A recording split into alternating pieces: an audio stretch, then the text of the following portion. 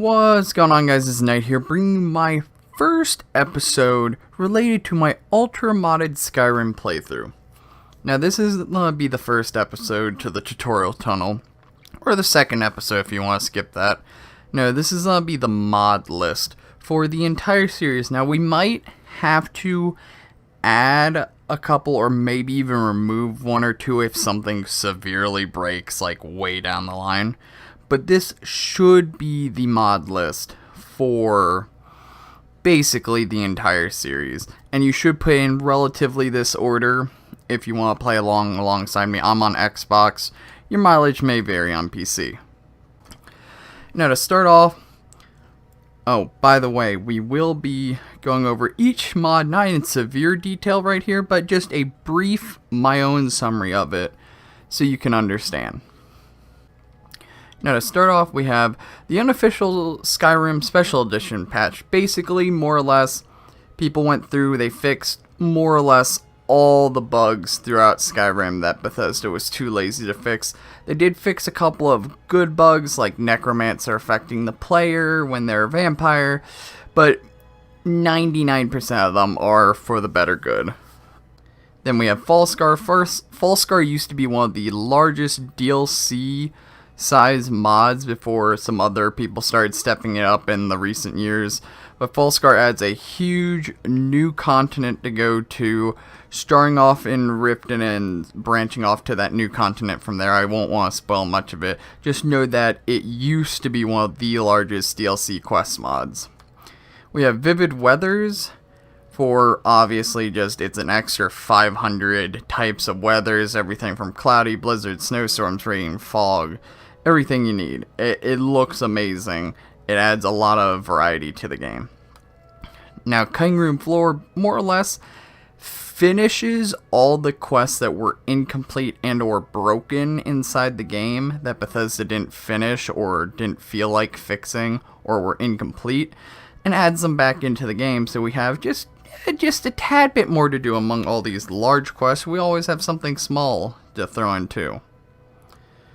Now, the Forgotten City is a highly rated mod. And the fact that it's won 4 awards and got the guy who made it enough money on Patreon to make his own game based off the story he told in the Forgotten City mod. Just know it's a masterpiece. You're going to a Forgotten City on this quest to like save a brother and figure out the mysteries of the said city. Wheels of Law, honestly, is the most kookiest, weird, crazy, all terms to describe the Wheels of Law. It's a little bit more silly, but it has to go more into the technology, like what the Dwemer used to use, and like it slowly gets a little bit more out of hand with like space travel and ships. Pretty wild, but overall, it's a fun mod with some very unique characters that you meet along the way. Now, Ravengate, think of this more or less as the arena from Oblivion, only it's underneath Riften, with the sole goal that you're working up the chain to fight more and more champions till you become the champion of Ravengate. You win money, you can bet on people. But the rules are different than how it used to be for Oblivion. Now, if the only rule is you have to be last man standing in the ring. Now, let's say, oh, you got the person so drunk they forget to show up for their match. You win. Oh, you murder them as they're walking into the arena stealthily. Well, you win. Oh, they didn't show up and their head happens to be on a stake outside afterwards. You win. You bribe them not to show up or intimidate them so they don't show up. You win. Or you could just fight them mano-a-mano, though these do get difficult as time goes on. It's a very unique, like, no rules fighting arena, and I like that. We have Moonlight Tales. I'm not 100% sure if I'm becoming a vampire or werewolf. Vampires are good in the game, though. Werewolves are not. This improves them greatly. Like, severely greatly.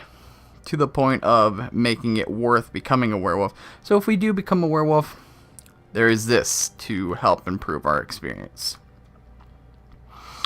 Now these next two, both Project AO and Project AHO and Cardbrink, are both made by the Hem Projects.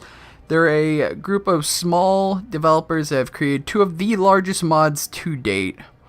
Project AHO, more or less, is a quest where you're captured, sold into slavery, and you slowly gotta break out of this like town that's like underground and go along with the quest from there. I won't spoil much of it.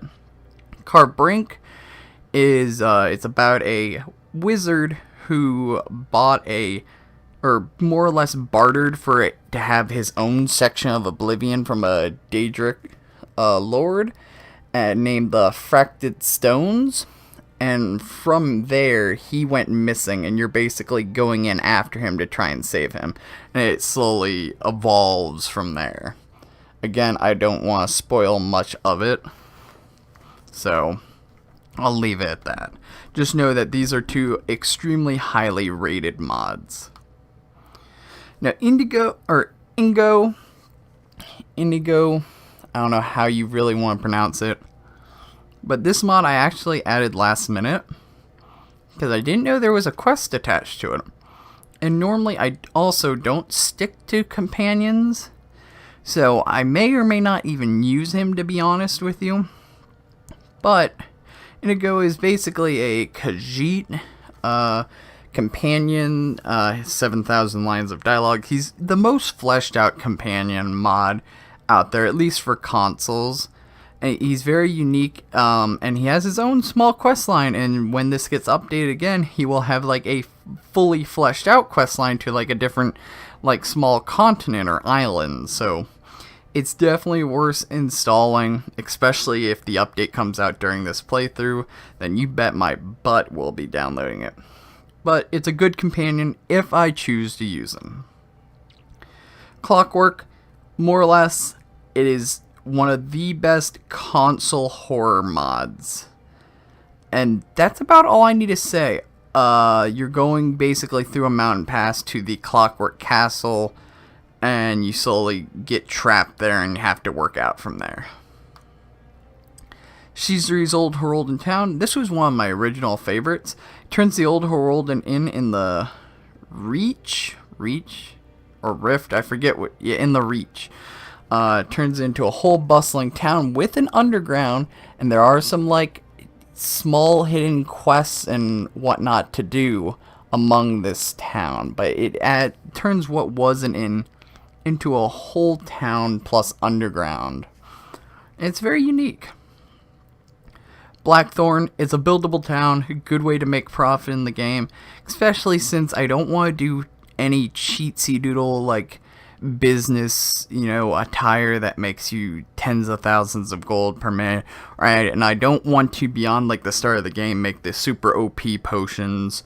So this is a good source of income if you don't want to play the game in a very taxing or annoying manner. And it's very fair too. Like, you have to slowly build up, and you have to invest what you would be using for upgrades into this town to then make it better and better. But it's well worth it in the end, and I find it quite useful, especially if you invest into the town early and then work towards your house in it later, because then you have a permanent house afterwards. Town of Granite Hill, more or less in the files of Skyrim, you can find what was supposed to be a town on the pathway that between the mountain pass. If you were taking Whiterun straight to Markarth, there was supposed to be a town there. It was removed last second. This adds it back in, or what would have been there with a lot of creator choice, because a lot of it was missing. So yeah, add some to it. It's a nice touch. JK Skyrim All-in-One more or less redoes all the towns in the game to make them more, what's the word for it? It makes them more accurate to lore. So, like, the fact that Whiterun is supposed to be the trade capital of Skyrim, everything's supposed to go through Whiterun before it goes to another town. So, like, you now see that they have, like, a holding pin where they have cargo going in and out, and it's guarded, and you could break in if you want to. Dawnstar is the ship port of Skyrim, so it's now got a huge, bustling port, and it's more guarded. Winterhold now looks more like it was once the capital, with still having its old walls from back when it was the capital and more houses falling off the side. It basically upgrades every town to make it more lore accurate and adding more to it. Forgotten Dungeons and Easy Riders Dungeon Pack, just more or less this one adds 60 and this one adds another 7, so we have an extra 67 dungeons added to the game to add just a little bit extra. To flesh out the world more, I should say. Same with Watchtowers of Skyrim, only these are towers that are put up throughout the game. I forget how many there are, but these extra towers basically act as really short mini dungeons that if you clear out, it's just an extra travel point. And again, it adds a little extra to fill out the world of Skyrim because it can be empty at times. Now, Diverse Dragon Collection adds 28 new dragons of all unique models and textures of different strength, different breath attacks and abilities and shouts. It basically makes it so that up until level 50 you're not encountering the same 5 dragons till the end of time. Open Civil War, actually we won't be playing with. I don't think we'll dive much into the Civil War, but with how many mods I have downloaded, this could actually cause some problems. So I kind of want to stick away from it. But you can download it if you want. Blackreach Railroad, basically, I think you can activate in Blackreach when you get that far in the story. It's basically a train. It also counts as a house, but we won't be using it that way. It's a cool quest involving getting the train fully up and running again, and it's a good way to fast travel around the different Dwemer ruins. I think it's quite cool, plus it's quite small too, so I mean, why the hell not? Bridges of Skyrim more or less makes the bridges more interesting throughout the game. Yeah, so Sky Shards, because we want just a little bit extra oomph because we have a perk overhaul down below, we have ESO Sky Shards installed so that we can get some extra perk points if we're able to find Sky Shards. You need to find 3 Sky Shards to get 1 perk point. And there's 66 shards in the game, so an equivalent of 22 points. Personally, we probably won't find most of them. We might get like 3 or 4 perk points out of this, but that's better than nothing, especially with the perk overhaul. Dolmen Ruins, it basically adds the ESO Dark Anchors to the game, just randomly scattered, roughly where they were found originally, but most of them are just out of the way. Get some extra danger parts. It adds a little bit more to the world again. Gold Septum, need I say more? For some style, we have the Majora's Mask Moon. Again, need I say more? We have Shrine Blessings installed so we can actually see what each shrine gives us, because personally I know what 3 of them do and the rest I always forget, so it's always good to just have it pop up saying this gives 10% stamina regen or whatever. Shrine of Zenareth, I think. The Staff of Shalador. Now this is actually a house inside of a staff that you can also use as just a staff. It's automatically put into your inventory though, so we're actually going to be putting, or at least I will be putting, a modifier on this to where I haven't determined exactly what, but we're not we're not able to use this as a house or as a weapon period up until we pass a certain point in the game. I'm thinking getting the horn of Windcaller or whatever it is, or maybe the Thalmor Emissary. Not 100% sure on when. We might even have it at Blackreach, but that's really far in. So I might have it the Horn of Yorman Windcaller. before we're allowed to use this house, because this is a little bit strong, but it's a very unique house. Also, we have the Mace of Doom, the Oblivion developer one. This is actually in the house in Windhelm. It's just a unique thing, and it's quite fun to mess around with, as I would say. It's not OP though, don't worry guys. We have Forceful Telekinesis installed solely because Project AHO requests that you have it installed. Oops. We have the Quest Debugger installed for the sole reason of if any quest, whether it be main game, DLC, or mod related, breaks on us, we can use a Quest Debugger to get us the hell out of there, fix the quest, or skip to the next part of the quest. It's basically my get out of jail free card. This mod's no longer available, though you can probably find something similar. It makes all unread books glow. Simple as that. We have the Bear Treasury House. It improves the Treasury House in Markov because it was honestly a joke. But improves the locks to make it hard to get into there. We will not have this installed as much as I want it installed. Basically when you die it sings the "Ooh, what you say" song, but that'll definitely get copyrighted every episode that I actually die in. We have Lamppost of Skyrim. It lights up the paths in Skyrim. Just adds a little bit to the game, and personally, like, I think it's worth adding. It just fills in the world more again. Same with Point the Way, only this adds extra signs to the paths. So at every intersection there's a sign, so when traveling around the world initially, before you have like all the points unlocked to fast travel to, this will actually help you find your way to the town, which a lot of signs in the game suck or even point you in the wrong direction. So it's a good addition, especially for early on in the game. Now, Sheogor's cheat menu. I know what you're thinking. Oh no, he's cheat. No, this is in for the same reason the Quest Debugger's in. Only this is if everything in the Quest Debugger, if I've tried everything to get me out, and like for example, Fall Scar or something has completely broken, and I have no way of like escaping or whatever, and I'm like trapped in like a room or something, this is my absolute hit the red button, get out of jail free card, where I could like fly through the wall or teleport or etc. This is solely in here if something completely breaks and I am trapped with no save that I can go back to.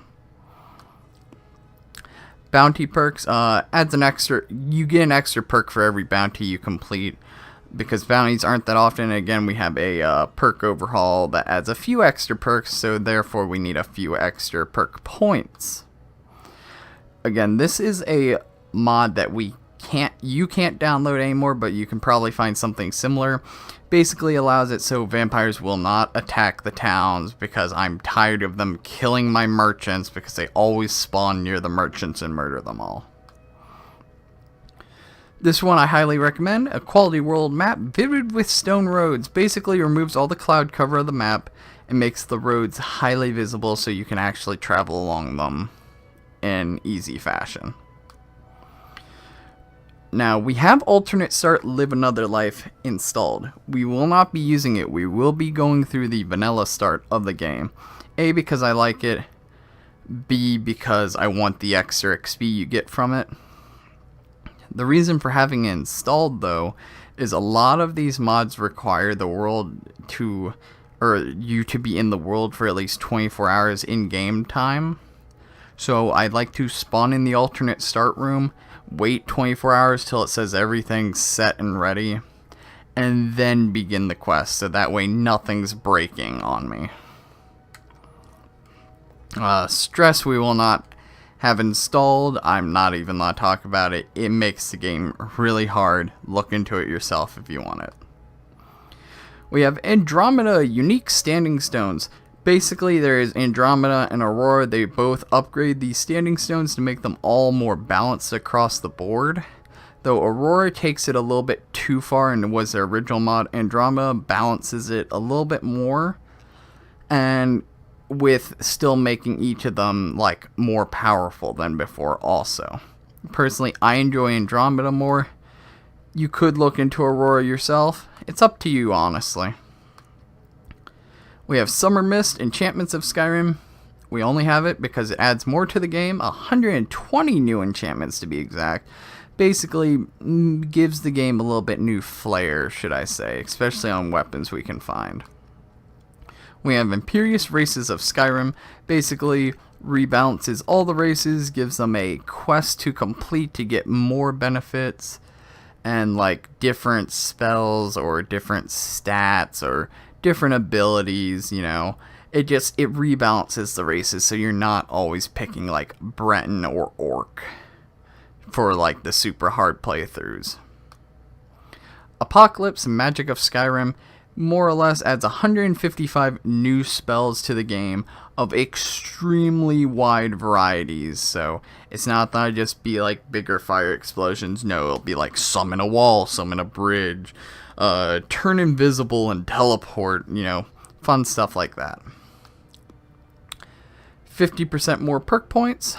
This gives us an increase to the number of perk points we earn to where every 2 levels we receive an additional perk point. I might disable this one before we start our playthrough. Not 100% sure on it because originally we had Ordinator perk overhaul installed, which had about 25 perks per perk tree. This new one only has about 15 per perk tree. So I'm debating this. I'll get back to you on whether I think we're gonna install it or not. Now, this is the perk overhaul I decided to go with. You could go with Ordinator, but I personally think that Ordinator falls into the same problems that the base Skyrim perk trees had, where the perk trees that are good just get better and the ones that are bad just get worse. Now, Ordinator tries to improve them some, but it gets to the point where, like, for example, lockpicking used to be worthless in the game. Ordinator makes it so OP that you're so filthy rich by, like, level 10, it's not funny, and it's not fun anymore.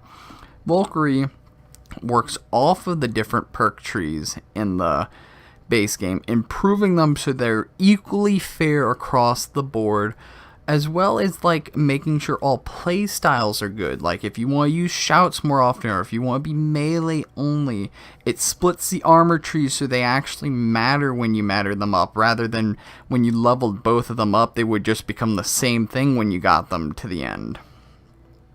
So overall, this one I'm playing with more, but because it has less perks than Ordinator, I might disable the 50% more perk points. I have to look into it before we begin.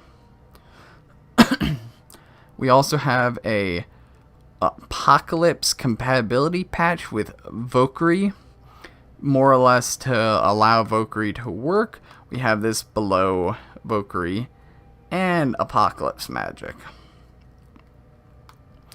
We also, this was, if you're using Ordinator over Valkyrie, you have the Apocalypse Ordinator compatibility patch. Recommend having. And then finally, we have the color patches remover, basically because there's a bunch of random color patches when you have the unofficial Skyrim patch installed, and this fixes all of them so the game doesn't look ugly. And with that, hope you all enjoyed our mod list today. If you did, hit the like button down below. Let me know down in the comments any mods that you would like me to add or remove or possibly look into. Hope you all enjoyed. Hit the like button, and if you want to see more Xbox One or ultra modded Skyrim content like this night, have yourself a good evening.